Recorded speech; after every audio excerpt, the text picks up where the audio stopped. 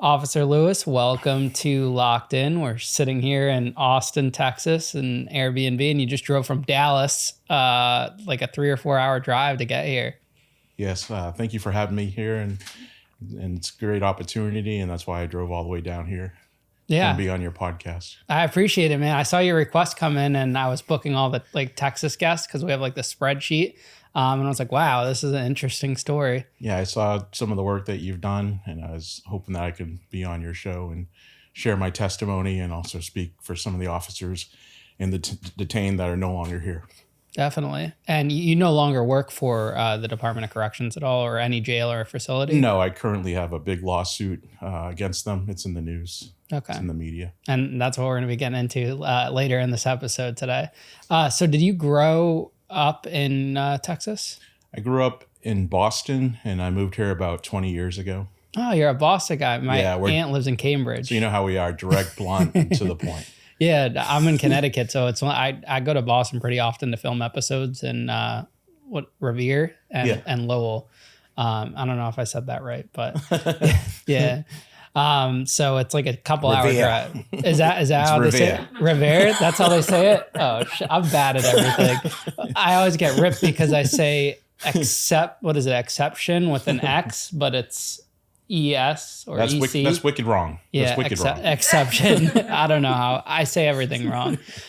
So wicked is a word that we use up there for everything. Wicked? Wicked, yeah, that means very because of Salem and the witches and stuff? That's where I grew up in. Okay, gotcha. The witch city. Who did you grow up with? Mom, dad, siblings? Or my mom mostly raised me, and she was a single mom, worked a lot for General Electric, and she helped raise 4 of us. And I had a stepdad too, who also worked a lot. But she taught us a lot of independence and to be appreciative. For instance, for Christmas, we didn't have the best gifts, but a week or 2 after, we had amazing gifts. She got them at 40% off. Were your siblings and you close? Yeah, and we still are to this day. What was the difference in age? I have an older sister. She's about 5 years older than me. And then another sister 3 years older than me. And then a younger brother that's about 5 years younger from me. What did they all get into for work? All different things. One of my sister works as a flight attendant, and she just overcame cancer, and she was in the military and everything. Now she's back flying. My other sister, she's into substance abuse. She overcome substance abuse, and now she's a substance abuse counselor and advocate. And my brother, he does jack of all trades, just does a little bit of everything. Oh, wow. So you were the only one that got into the law enforcement? Yeah, and it was just strictly by mistake. I was over working at elections, and a deputy came over and said we were short in the jail, and we had conversations, and I think he kind of knew how I was and how I take stands, and he sent me over there. And this was after you already moved out here? Yes. Okay. Why did you move?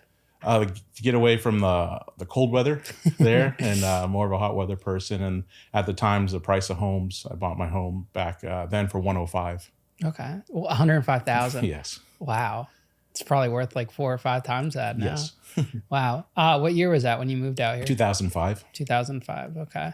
And did your family move with you, or you? Not at the time, but eventually I was able to bring my sister over who was struggling for substance abuse. I let her live with me for a while, and then she was able to get back on track. And then my mom came over for a little bit as well and stayed for a few years. Now, when you say working elections, you were working the polls? Yeah, where people come in and vote, you check them in, and you sign them in to go and vote and everything. Just working as election clerk. And that was volunteer work back then? Back then it was about $8 an hour. Now they pay a little bit more, $18 an hour. But yeah, and I just saw the deputy, and he saw me, and some of the people were treating the deputies very poorly, and I've always treated them with respect. Did you have a regular full-time job at that point too? At that time, I've done all kinds of things. Like my home, I would, rent it out, and I worked at GE Financial Capital, and just have various different, experiences. And you were still at GE when you got this job, or? Yeah, because it's just a part-time thing. When the elections come around, you can come and work on election day. Most of the times it's a Saturday. So you'd come and be able to work on elections. So you left GE to work at this jail? Yeah, I left with the opportunity to go over there. It's just God just told me to go over there with the deputy also, and just went over there and saw what it was all about, and just totally fell into it. No background, no experience. That's how short they are, and they're still short. About 200 officers they're short. That must have been a huge pay cut. No, it was around the same. I wasn't making that much more money at GE. Really? Yeah. It wasn't a big high job. It's just doing like documentation specialist, so it wasn't a big job. And then at the jail, you're doing tons of overtime. So you're doing like multiple 16-hour days. Did you grow up very religious? It wasn't forced down us being from the East Coast. There wasn't a church on every corner like there is here. But my mom gave me the name Emanuel. God is with us. So it's a big responsibility. Got to answer the call. Yeah. So what was it about that conversation with the deputy that, stuck to you, that made you want to go into this line of work? It was just a shortage. And then I just knew I'd be a great advocate, and I could help mentor and help inspire, because you're reaching out to people at the worst moments, in their lives. And so once you guys had that conversation, how long did it take to start? What did that process look like? It took about 4 months to get in. Like they threw you everything to not make it advantageous for you to go in there.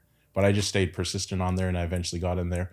And then when I was at orientation, I found out people that had friends and family, they got in there within 2 weeks or 3 weeks.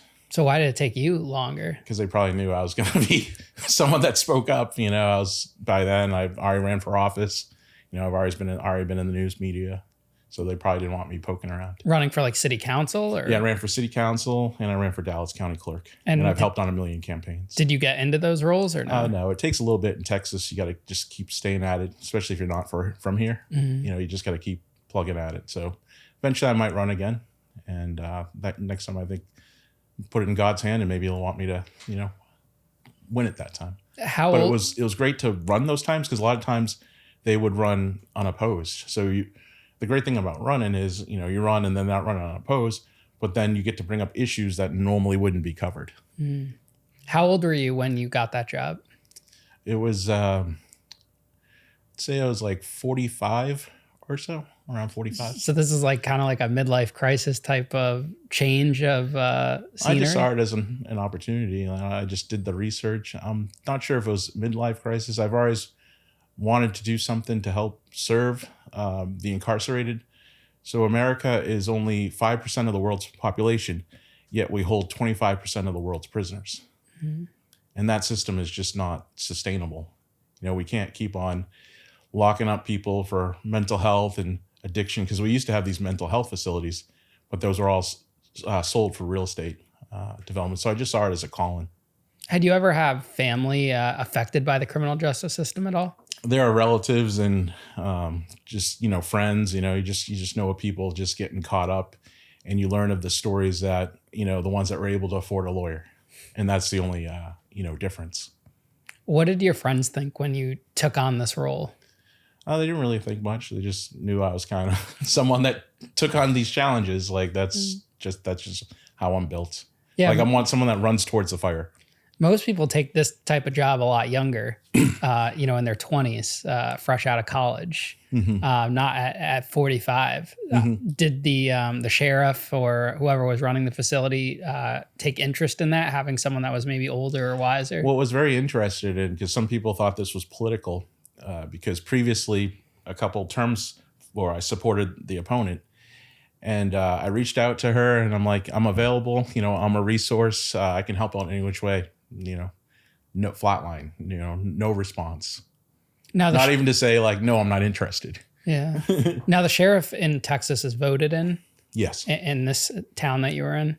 Yes. And then he or she runs the county jail. Yes. Okay. Because every state's different. Like in Connecticut, we don't have that. There's no elections for a sheriff. We don't even have sheriffs. Right. And then a lot of it for the budget, and it's the commissioners.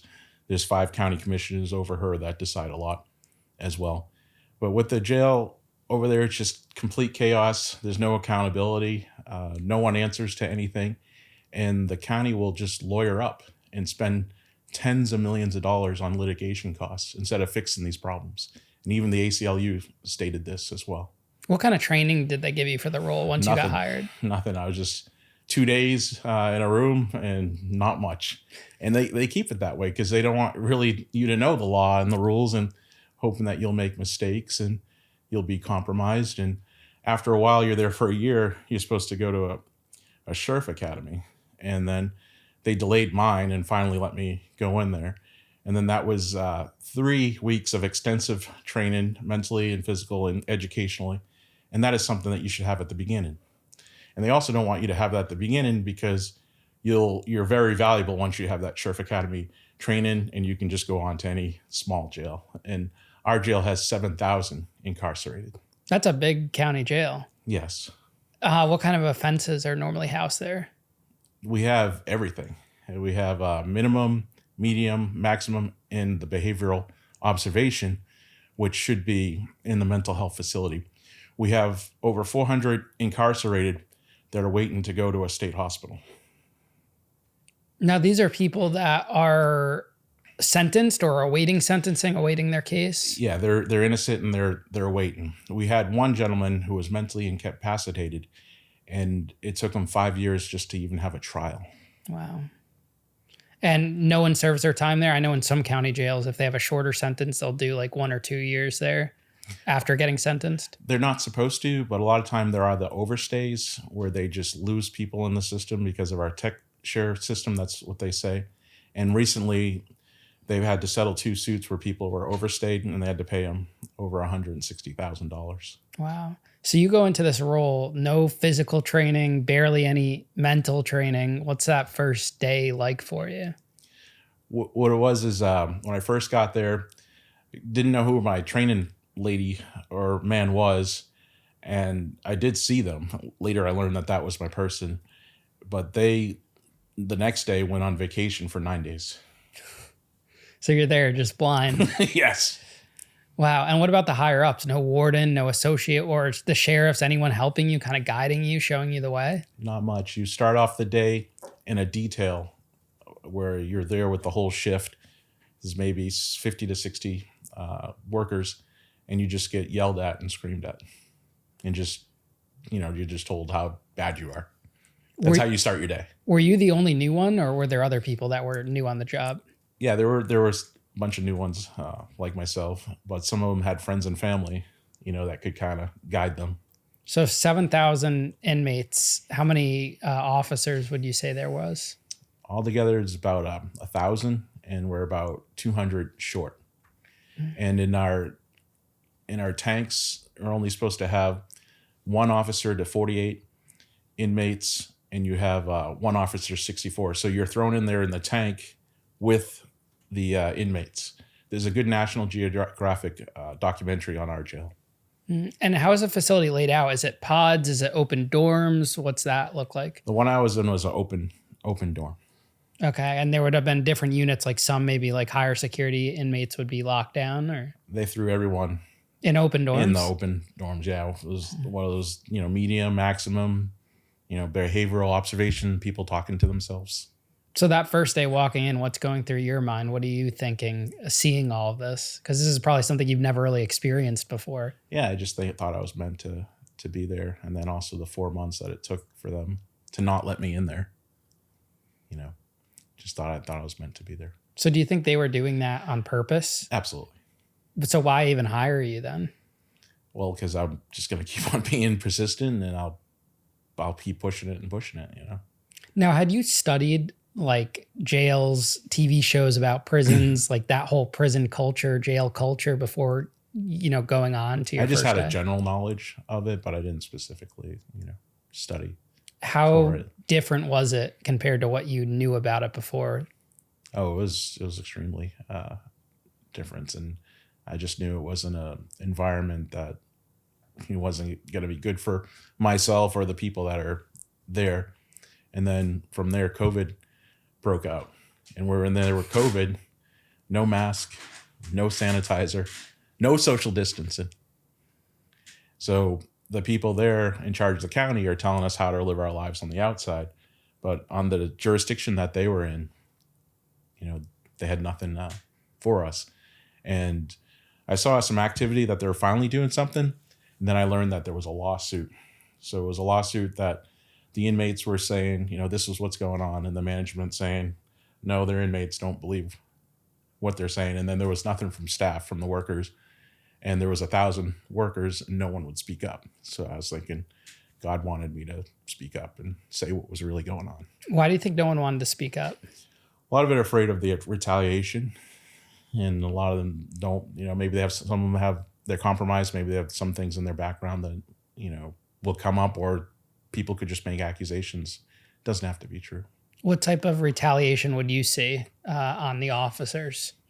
Well, being fired, not getting, like, this is what happened to me for retaliation. Getting threatened all the time with my job, not getting the shifts that I was promised. I was still stuck on the weekend shifts, which is the hardest. And then they were trying to keep me in a tank for up to 16 hours, which normally you go 8 hours in the tank and then you get to go on the floor for 8 hours. When I was on vacation, they were telling the rest of the staff that I wasn't supposed to be on vacation, and they would just try to, mock me in detail. What's the tank for people that don't know? Tank is like a pod. It's like the open dorm, whereas there's 64 inmates. When was the first time you actually spoke out and got retaliated against? It was when I testified. Well, first I went up the chain of command to say what it was, and then they mocked me in detail, and they said, if I keep going, I'll be fired, and I'm not going to get to go to the Sherf Academy. Just all these threats that they would have, or yell out my name over the speakers, and just say I was doing things wrong. Just little things that, after a while, when you're there and they're just demeaning you and talking down to you, you develop this thick skin that it doesn't bother you.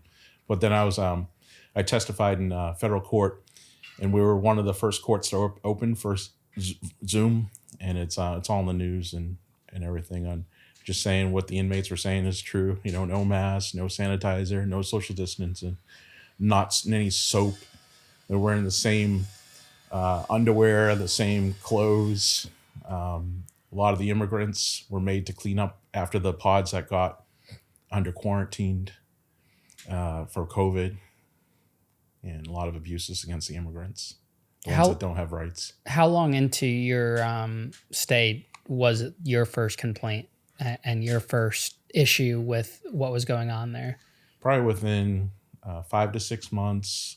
And it was like right when COVID was starting to break out, around that time. Were you seeing things before COVID that were going on, or did COVID really kind of launch a lot of these issues? Yeah, I was always wanted to speak up, whether it was, that training officer, I called her out, and I wrote her up, and she eventually got fired. I told them what happened, that she didn't tell me that was my training officer and that she was going on vacation, and just left me out there for 9 months. Oh, so they actually did fire her. Eventually, yeah. Okay. And Are you guys union, or how does that work? They have a union, but what they do is it's a union that's more supportive of the management. So a lot of unions, they won't come into a place if there's already an established union. They call it, stepping on people's toes. But it's not one that supports us. If you go through the media reports, there's no media, there's no associations, there's no union saying, where's the safety for the detained or for the workers? There's no one on the record. And at the time, they said that this is not the time for us to fight with management. That was their stance during COVID. Now, are there federal inmates housed there too, or just state? It's mostly It's mostly the local ones that may or may not go to state. Okay, and the immigrants, those are all local immigrants that got caught for something in that? Yes, and then they're put on ice holds, and these ones are extended because they're only supposed to stay in there for a couple of days, but they'll use them to do the cooking, the cleaning, anything that's need to be done, and they're overworked in there. And do you think that's done intentionally? Yes, the jail would not run unless there was the immigrant labor. How many immigrants do you say make up that population? I wouldn't know offhand, but I can get that. Probably a good amount. Oh, yeah. And what kind of mistreatment, besides being overworked, are you seeing specifically with the immigrants? Yeah, a lot of it with the overworking, not getting time to sleep, not getting time to eat, verbally, abusing them. And do they get paid in a county jail? No, and they should be. Let's say Texas doesn't pay inmates at all, right? Let's say you pay them 33 cents an hour. And then when they leave, maybe they get a check for, $4,000 or $5,000. That's enough to get, a car or apartment or something. I don't think they're going to get that much money. I mean, in the feds, we got like $30 a month. Yeah. So that's a lot of months to get $4,000 or $5,000. Right. But yeah, I've interviewed multiple Texas people and there's no payment at all. And they'll be working in like hot fields. I've interviewed some women. They go out into the fields and everything. It's rough in Texas. Yeah. For you guys getting 30 a month, you guys should have got more. Yeah, so the Unicor jobs, like that, the federal contracts, you'll get like $60 to $100 a month, and there's different levels. But I think the most some people were making was like $120, $150. How many hours were they doing? Those are like full 40, 50 hours a week. So I worked in the bakery for 15 cents an hour or something like that. It was crazy. Yeah, these immigrants, they're probably doing about 14 to 16 hours a day. Yeah, you make your money from hustling in prison. Like if you're working in the kitchen, you're bringing out like your onions, peppers, all of that, selling that and stuff. Was there that type of economy over there? Were people doing things like that? Well, with their commissary, they would do that. And they used to let some of the kitchen workers bring in food, and everything, but they slowed down a lot of that. We had a big scandal where $700,000 worth of commissary was stolen. How? A worker was, putting money that was on these cards and shifting it on accounts and unloading it and going out to the Oklahoma casino and all these things. And for the longest time, the detained would say to us, hey, I think someone got access to my PIN. They're all stealing my account. And we would report this up the chain, and they didn't do anything about it. It was finally the FBI that came in and did some things about it and made the news. Wait, so the money, that it wasn't actual physical commissary, it was money in their commissary accounts that was getting taken. Yes. So why did it take so long to catch that? That should be checked on right away when you report there's someone knew about this at a higher level. Wow. And they didn't do anything, and finally the FBI was able to do something. And that's what we're going to need. We're going to need a lot of federal monitoring. Need the U.S. Department of Justice to investigate the Dallas County Jail. It's happening over in Tarrant, which has a lot less infractions. But for some reason, they haven't had the investigation yet over at Dallas, and it's greatly needed. Would you say there's more good correctional officers than bad, or more bad rather than good? I'd say there's more good correctional officers than bad. And you will have, some of the bad ones, but they weed themselves out. They'll eventually get caught. What would you say were the most shocking things you witnessed over there? Just the whole system and the people being overworked. I think that was just too much, every single day. And, the guy doesn't have it in them, and they're forcing them out to go and work. And then if they don't work, as you know, they'll throw them in another tank that's worse. So you got the trustee tanks, right?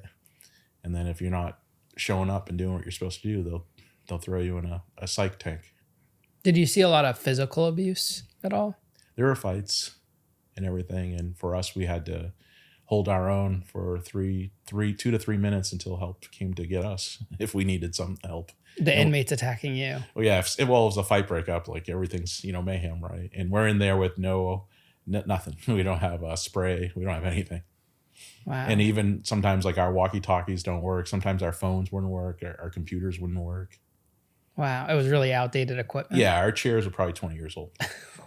So there's no one from like the mayor's office or the state doing walkthroughs, looking at these conditions or anything like that? They're supposed to. And that's one of the solutions. Once these politicians have to walk through there, they'll get tired of that and they'll fix, these problems. Did you ever get injured while on the job? Not too much, not much for injuries. Just when I went for the second Sherf Academy to go out to be a deputy, after that I had to go and be hospitalized. It was like hard breathing and I fell and I developed a condition of a heart failure while I worked there. And then I started to get in discoloration. This was the first discoloration I got. And then I got all this. And then when you're there, you don't have much time to go to the doctors and anything. So I, first went to a couple of doctors and dermatologists, and they just said, maybe it's vitiligo. And then by the time I went to the fourth doctor who did the echocardiogram, told me how I had heart failure. And this was all while on the job? Yeah. Did they say that the heart failure was a cause from the job, or? Yeah.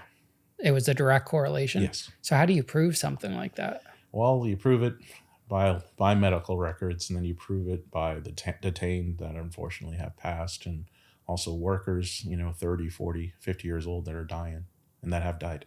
So there are other workers with the same symptoms, conditions from working in that specific. From heart failure, and they've died. They've passed on. And is this going on in other facilities as well too? Yes. So this especially with the prisons where there's no AC. 70% up to 70% of Texas prisons don't even have AC. So the heat is a big cause for this. Yeah, and you got a uniform that doesn't breathe, and then you're working 16 hours. Our lunches are only 30 minutes, and as you know, to get through the different tanks, that's like 8 minutes, right? So you got 22 minutes for lunch. We're in a food desert, so you just got fast food places around. So you're just taking in, you got the vending machines, that are terrible as well. So if you never took this job, you don't think you ever would have developed health issues? Not these kind, not as young as, I was at the time. And you had no history of health issues in your family at all? No, not these things. I never had, the heart failure, and, I never had discoloration in my family. Now, getting deputized, that means you're, working as a police officer. Is that what that is? Yeah, I went out I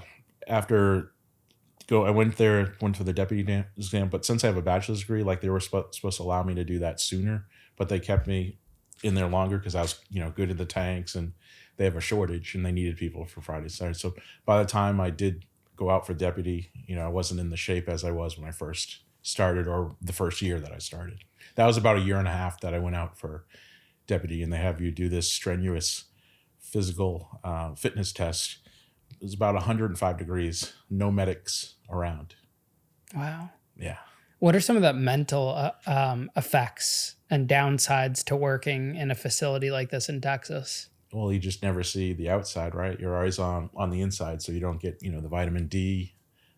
You see a lot of people that, they're losing their housing, they're losing their cars, they're losing their jobs because in the system they're being held past their time. So just knowing that it doesn't have to be a system like that. It's just people go in there and they come out worse. A lot of the programs that we had to help the detained were all taken out.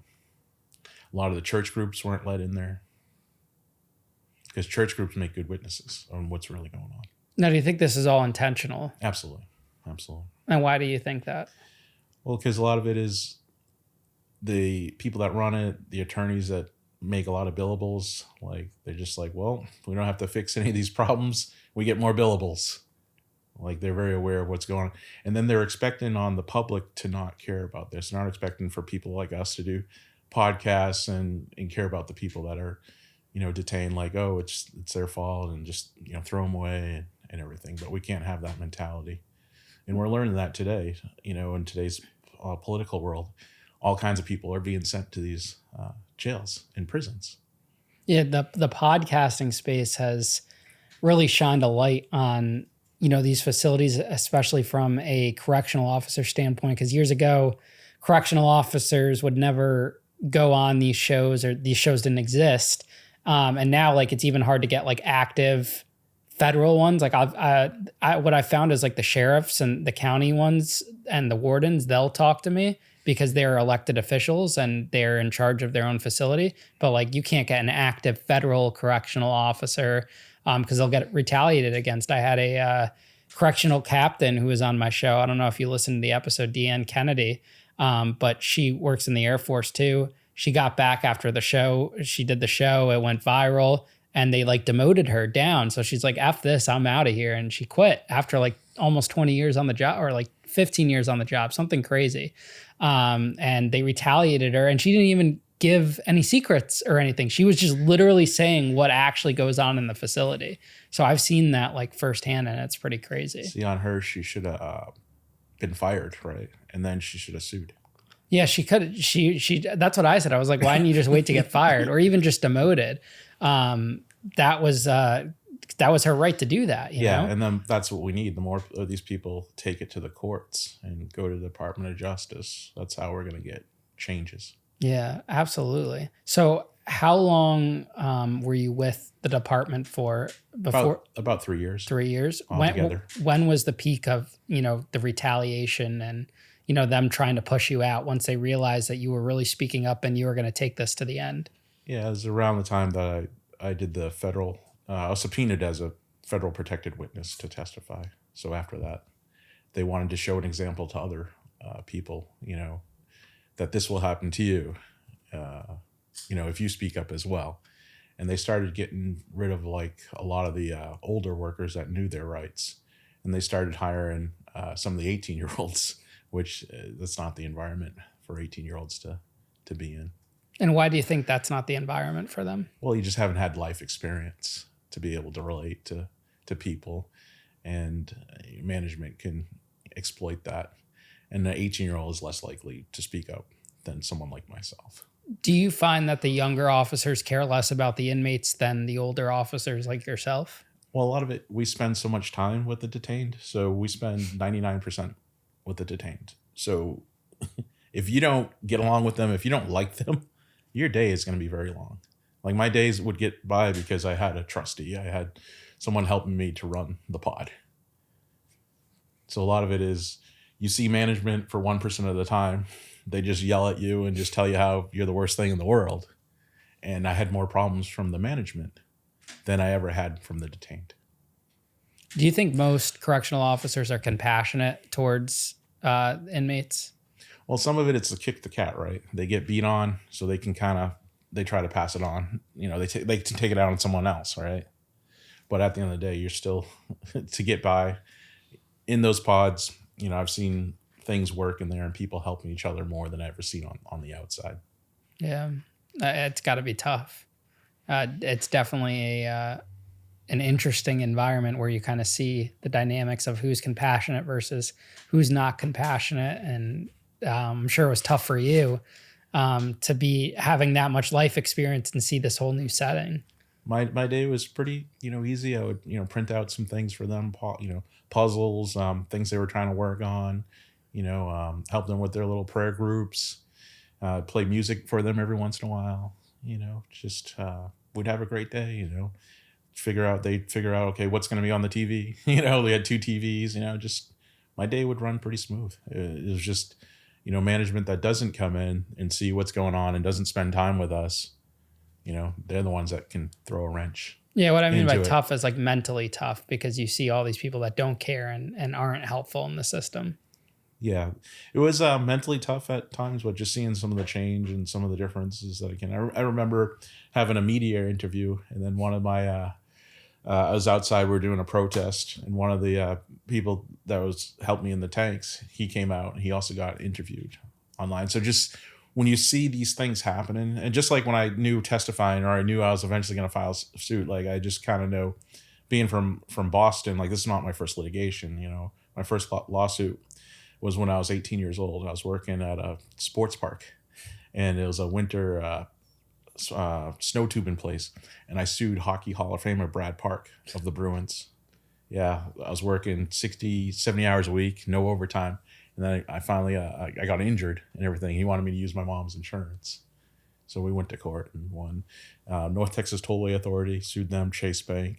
So just God has been preparing me to know when you understand, mentally, just like with you, like how you were able to get by on your days and come out here and you're doing these things. When you can just imagine and know what you're going to do, you're all set. Like it never really drained me. I put anything that drained me into action. Make any sense? Yeah. So you were doing actual media interviews while still employed by them? Yes. They probably didn't like that too much. No. But I did it on my off days. So there was nothing in your contract that they could have terminated you for doing media interviews? It's First Amendment. I mean, if they do that, that's a big, right? That's a big, like I never lost my my TCOL license or anything. Like they knew like I know my rights, right? They don't want to have a bigger case. But as an inmate, is that your rights are taken away? Like we have to sign something going into a halfway house that we can't do media interviews? Oh, as a worker, I mean, I was never trained on that. They never told me anything about that, and they never brought it to my attention. As long as you're in Texas, like you can't let's say now, like what is when the unions like stop work. Let's say you have your shift. A labor strike. Yeah, strike. Yeah. Like you can't strike as long as it wasn't during my shift. Interesting. Yeah. So it's finding the loopholes. I'm pretty sure the feds make their workers though sign some type of agreement. Yeah, we can look into it. But she had your platform. She went viral, like with Kennedy. Like she was a state one. Yeah. Yeah.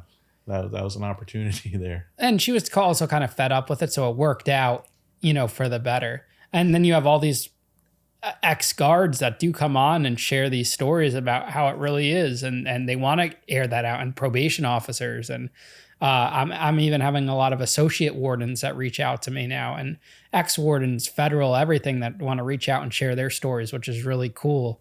To see that, because there's none of these interviews out there, and all like the interviews that like 60 Minutes does and CNN are kind of like staged when they send reporters into the prisons, and the feds are like, here, have these guys come in. It's never, when I was there, they were, they clean everything up. They make it look a certain way, presentable, and they don't want you to say anything. A lot of it with our inspections, they would just do like one floor. They wouldn't do like the psych floor or the behavior observation. They would just do the first floor with the trustees. Yeah, because they don't know what you're looking for anyways. So they do that intentionally. Yeah, and that's what they're counting on. They're counting on the outside world not to care about those people in there. But there's a saying that a country by the way it treats its incarcerated.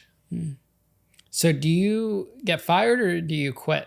What happens? A lot of it is try to file all my things with disability. It didn't work. I knew I didn't feel right to go back and everything. And then eventually I was fired, which works to my advantage. I was not going to, resign, because I knew that they had to accommodate me, because I just knew I wasn't feeling right, and I have to go and try to,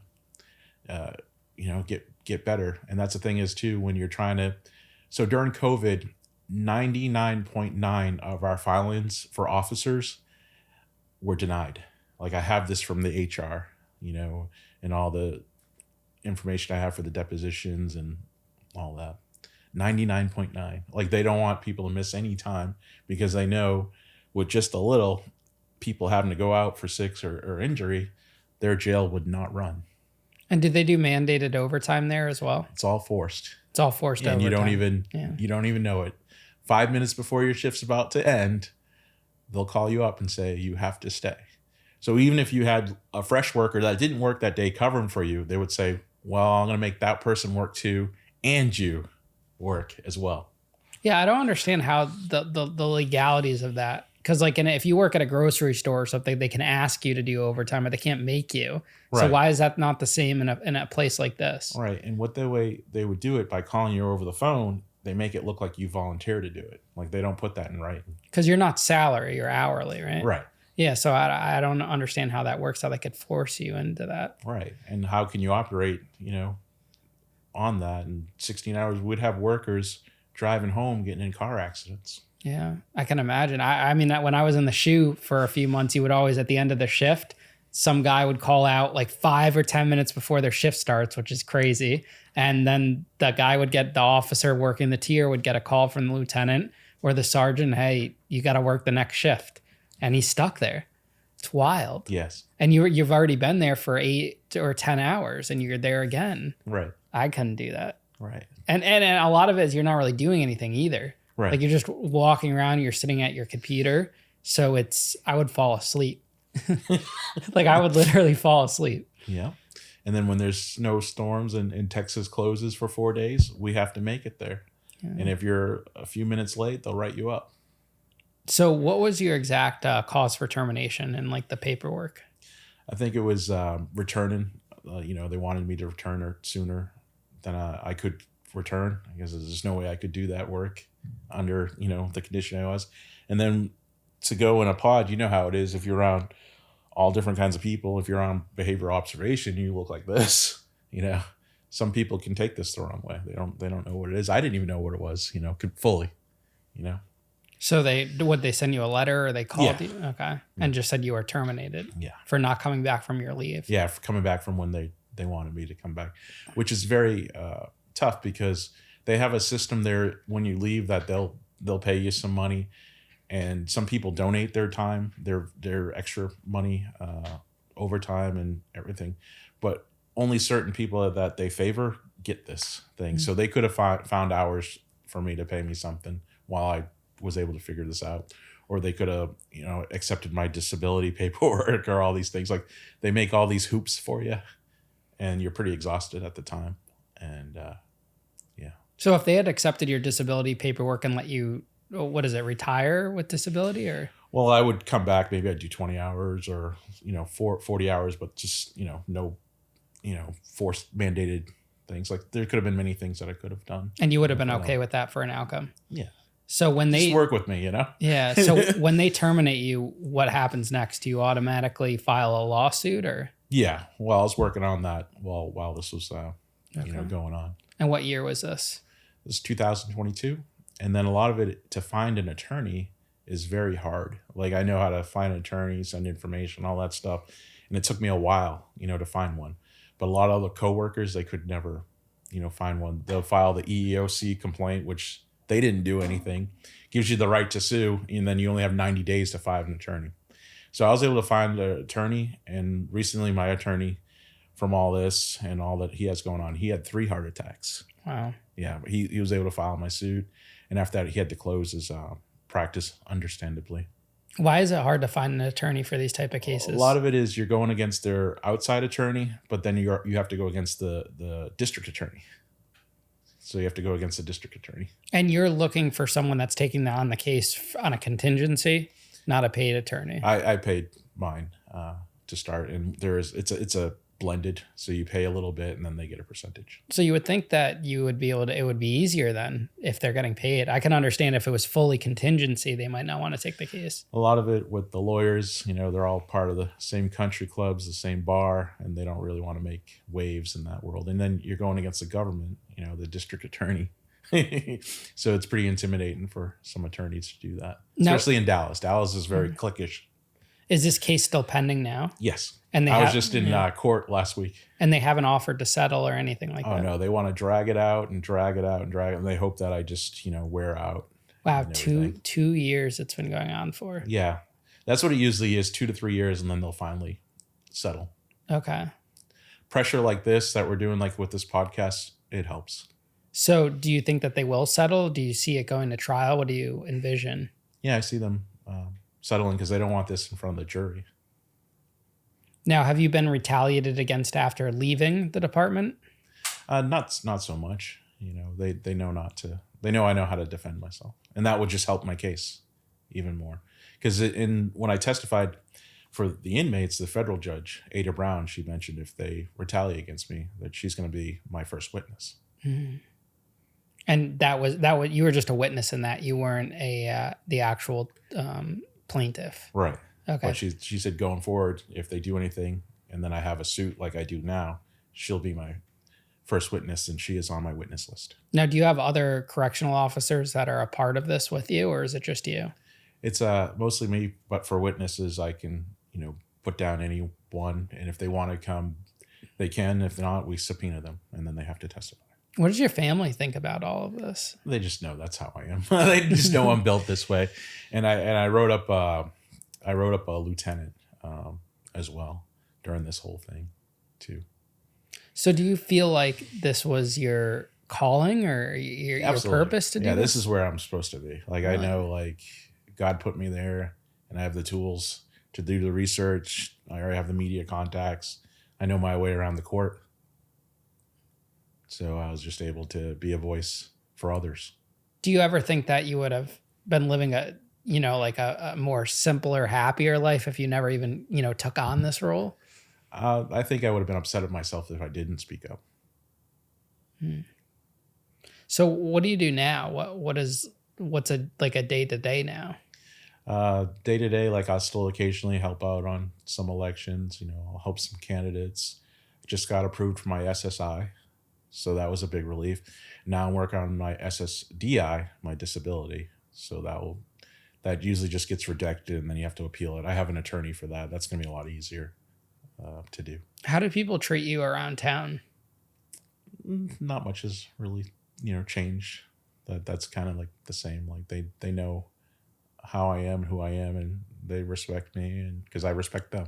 Like, is it like small town vibes where everyone knows who you are and you're the one that, is suing the one of the biggest In county that jails? environment, there's a few people that are just, active and involved in everything. And you see the same cliques, the same groups and everything. What about your former coworkers? Yeah, they're still rooting for me, which is really good. We have a coworker group, and I'll post this podcast on there. Awesome. Yeah. And we'll definitely get you some federal folks that you can interview. Oh, some federal officers? Huh. I'm pretty good at getting people and reaching out to them, and I'm pretty persistent. Great. Just make a list of people that you want to try to. Yeah, any type of federal law enforcement officers good. I've been getting federal air marshals lately. I'm not sure if you listen to the show or not, but there was some show that I watched. I was like, oh, this guy's cool. Let me reach out to him. And then you responded back. Yeah. I'm very good about responding. I'm always looking through my DMs and the emails because you never know like what story could pop in there. But I've been getting air marshals. I've been getting some really cool guests, which is cool. Homeland Security agents. Yeah, and just dream big. All the people you thought you couldn't get, make a list, and I'll reach out to them. Yeah, definitely.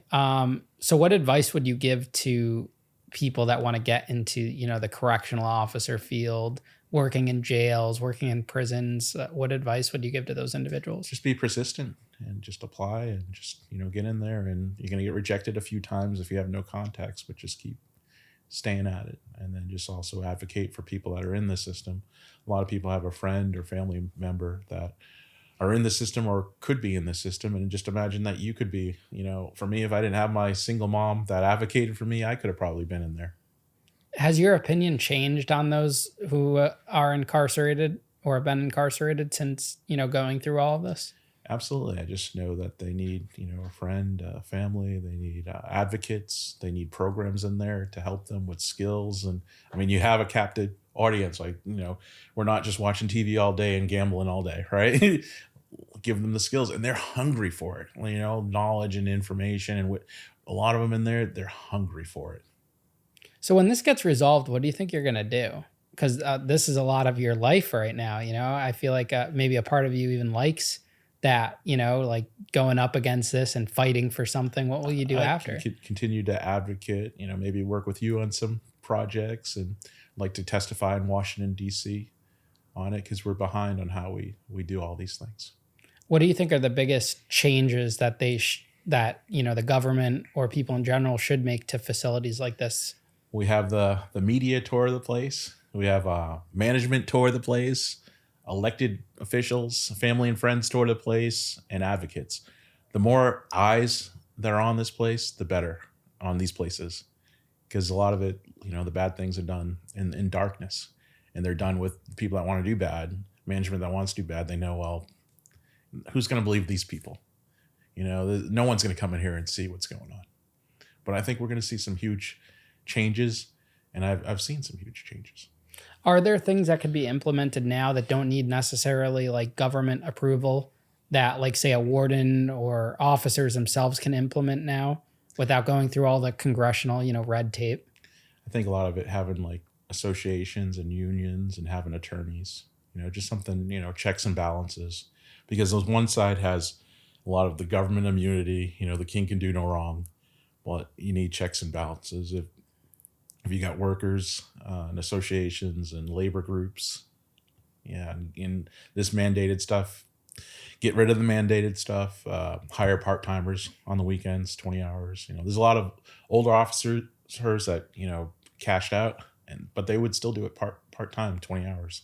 Something I've seen effective, like in Connecticut, they post about how there's like a group of federal judges that go into facilities like the detention centers and stuff. And I think that kind of holds accountability too. Yeah, you get some federal judge poking around. That's a big deal. Yeah, I think they do like monthly or bi-monthly walkthroughs. And they go and they check it out and, just do a walkthrough. I think that's what should be done in a lot of these. They should almost mandate that. From Connecticut, you don't really hear these problems. Then they do exist, I'm sure they do. Not as much, right? Yeah, probably not as much. Yeah. I think these types of issues. Just like up north in Boston, we have some issues that don't exist. But if it does, it comes out and there's lawyers and litigation, and just like in Connecticut. Yeah, I think more people need to be willing to speak up. I mean, there were so many officers that I've encountered that have seen wrongdoing and they're just, they're afraid to speak up. They don't want to be retaliated against. They don't want to lose their job because you're going up against the government essentially. A lot of it is you don't speak up, you'll lose something anyway. You might lose your life, you might lose your heart, you could lose anyway. Going to those federal judges in Connecticut, have you reached out to them? No, I haven't. I actually had the clerk and the ex-clerk of the judge that sentenced me in my case reach out, and she sent me a message, which was really cool. And she was like, hey, I was the clerk or an intern clerk during your trial, yada, yada, yada. And just think it's really cool that you were able to create this and turn everything around. Yeah, I would reach out to those federal judges and see what doors they can open, and maybe we can do something with them. Yeah, you know what judge I was talking to? The judge I was in the Parkland school shooters case. Oh, wow. Because she retired after, and I was talking to her team. They didn't email me back after that, but I've been trying to get her on the show, and I was like, I don't even care. We don't have to talk about the shooting stuff because she didn't even really want to talk about that case. And I was like, I just want to have a judge on the show. I think that would be an interesting conversation. A lot of it, as you know, is just getting past their gatekeepers. Yeah. What I found is most of these individuals themselves will do it. It's getting through their, like you said, gatekeepers, the publicists, the press people. Once you get through that and you form relationships with these individuals, and it'll happen in time as the platform continues to grow. Yeah, some people are dying for a platform. They're dying to speak, especially a retired judge. Yeah. They want to right the wrongs. And they want to make sure it's not twisted and it's organic and there's good intentions behind it. And I think that's what this kind of platform allows to do. Mm-hmm. But Officer Lewis, thank you for coming out here on the show today and sitting down and talk with me and sharing your perspective. And I hope everything works out with the case and definitely keep in touch. Thank you, Ian, for having this platform.